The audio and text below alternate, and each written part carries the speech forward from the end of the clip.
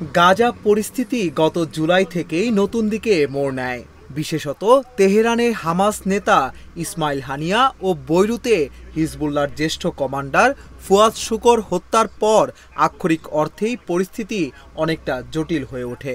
দুই ক্ষেত্রেই দুটি সশস্ত্র গোষ্ঠী শুধু নয়, দুটি স্থানকে আক্রান্ত করা হয়েছে। বিশেষত তেহরানে ইসমাইল হানিয়ার হত্যার মধ্য দিয়ে তেহরানও যে ইসরায়েলের হাত থেকে নিরাপদ নয় সেই বার্তা দেওয়া হয়েছে। এতে গাজা যুদ্ধের বৃহত্তর যুদ্ধে রূপান্তরের বড় ঝুঁকি তৈরি হয়েছে। এমনকি গত ৭ অক্টোবর ইসরায়েলে হামাস হামলার মধ্য দিয়ে শুরু হওয়া সংঘাত আর গাজায় সীমাবদ্ধ নেই। ইসরায়েলি গোলায় বা তাদের অবরোধের কারণে ক্ষুধা তৃষ্ণায় ফিলিস্তিনিদের মৃত্যু এখন অনেকটাই সাধারণ ঘটনায় পরিণত হয়েছে। ড্রোন, ক্ষেপণাস্ত্র ইত্যাদির মাধ্যমে হিজবুল্লাহর এই যুদ্ধে সংযোগও ঘটে গেছে অনেক আগেই। আর মুখে শান্তির কথা বলে অশান্তির সব আয়োজন সম্পন্ন করা সেই মার্কিন গোষ্ঠীর পর্দার আড়ালে নড়াচড়া তো আর অপ্রকাশ্য কোনো বিষয় নয়। ফলে একরকম আঞ্চলিক যুদ্ধে পরিণতি পাওয়ার সব উপাদান এই যুদ্ধের এমনিতেই আছে। এর সাথে ইরান কোনোভাবে সরাসরি যুক্ত হলে সামরিক সক্ষমতা বিচারে, বিশেষত পারমাণবিক অস্ত্রের মালিকানা থাকার বিচারে তা ভয়াবহ আকার ধারণ করবে। গাজা যুদ্ধ যে এরই মধ্যে একটি আঞ্চলিক যুদ্ধে পরিণত হয়েছে তার বহু নজির সামনে আনা যায়। কয়েকটির কথা উল্লেখ করা যাক। গাজায় ইসরায়েলি হামলা শুরুর কিছু পরই এতে হামাস ও গাজার পক্ষে দাঁড়ায় হিজবুল্লাহ। লেবানন থেকে এই সশস্ত্র গোষ্ঠী ইসরায়েলকে লক্ষ্য করে একের পর এক হামলা চালায়, যা এখনও অব্যাহত। ইয়েমেন থেকে যোগ দিয়েছে হুতিরা। তারা লোহিত ও আরব সাগরে চলাচলকারী বাণিজ্যিক জাহাজ লক্ষ্য করে হামলা চালাচ্ছে। উভয় গোষ্ঠী হামলার ক্ষেত্রে অস্ত্র হিসেবে ব্যবহার করছে ক্ষেপণাস্ত্র ও ড্রোন। হুতিদের ছোড়া ক্ষেপণাস্ত্র এমনকি তেল আবিবেও আঘাত করেছে।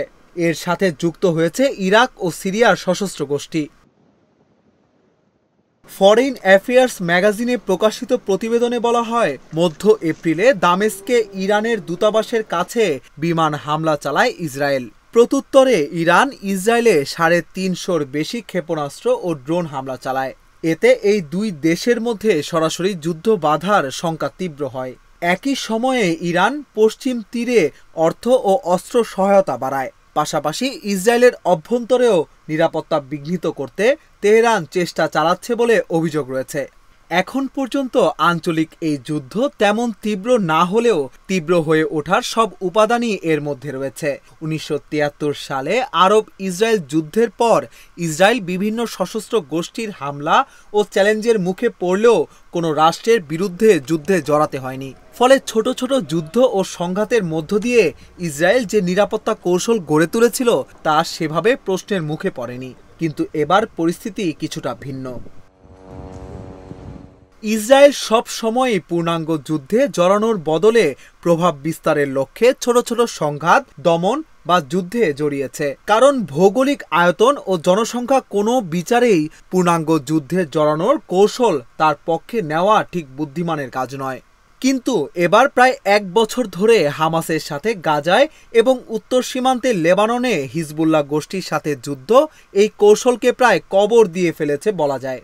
সাথে রয়েছে ইসরায়েলের ঘরের ভেতরের অস্থিরতা। গত কয়েক বছর ধরেই দেশটিতে রাজনৈতিক অস্থিরতা চলছে। যুদ্ধরত নেতানিয়াহু প্রশাসন নিজেই সমালোচনার মুখে। ফলে এই সময়ে হামাস, হিজবুল্লাহ, হুতিদের মতো ইরান সমর্থিত অন্য গোষ্ঠীগুলো যদি পূর্ণ শক্তিতে যুদ্ধে নামে, ইসরায়েলের পক্ষে টিকে থাকা কঠিন হবে নিঃসন্দেহে।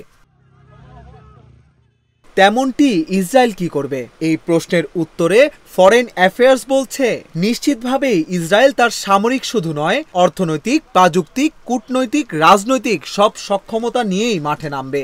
বরাবরের মতোই আমেরিকা সহ পশ্চিমা মিত্রদের যুদ্ধের ময়দানে টেনে আনার চেষ্টা করবে তারা।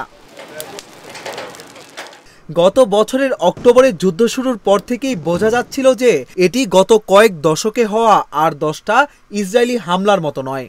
ইসরায়েলের হামাসের বিরুদ্ধে করা যুদ্ধ ঘোষণাও কোনো গাল ভরা ঘোষণা নয়, শুধু সত্যি সত্যি যুদ্ধ। সময়ের সাথে এই যুদ্ধে আগেই বলা হয়েছে ইরানের প্রতিরোধ অক্ষর শক্তিগুলো যুক্ত হয়েছে। মোটা দাগে 7টি ফ্রন্টে এখন ইসরায়েলকে যুদ্ধ করতে হচ্ছে। একটি তো হামাস, যাকে নির্মূল না করা পর্যন্ত ইসরায়েল ক্ষান্ত দেবে না বলে ঘোষণা দিয়েছে। উত্তর সীমান্তে রয়েছে হিজবুল্লাহ, ইরান ও ইয়েমেনেও হামলা করছে ইসরায়েল। সন্ত্রাস বিরোধী অভিযানের নামে অভিযান চালাচ্ছে পশ্চিম তীরেও, আর আছে সিরিয়া ও ইরাক। মধ্যপ্রাচ্যে ইরান ও ইরান সমর্থিত শক্তিগুলো ক্রমেই সরব হয়ে উঠছে, কিন্তু ক্ষমতার দাম্বে মার্কিন বলয় বরাবরের মতোই আসন্ন এ সংকটকে আড়াল করতে চাইছে। পূর্ণ বিজয়ের মোহে একরকম অন্ধের মতো আচরণ করছে তারা। অথচ এই যুদ্ধাবস্থা চলতে থাকলে এবং ইরানকে পোষ মানানোর উচ্চাকাঙ্ক্ষা আরও তীব্র হলে ইরান সরাসরি এই যুদ্ধে যুক্ত হয়ে যেতে পারে। তেমনটি হলে মিত্র হিসেবে না হলেও আমেরিকার প্রতিদ্বন্দ্বী হিসেবেই রাশিয়া ও চীন যুদ্ধের পেছনের কারিগরের ভূমিকায় ঢুকে পড়বে নিশ্চিতভাবে।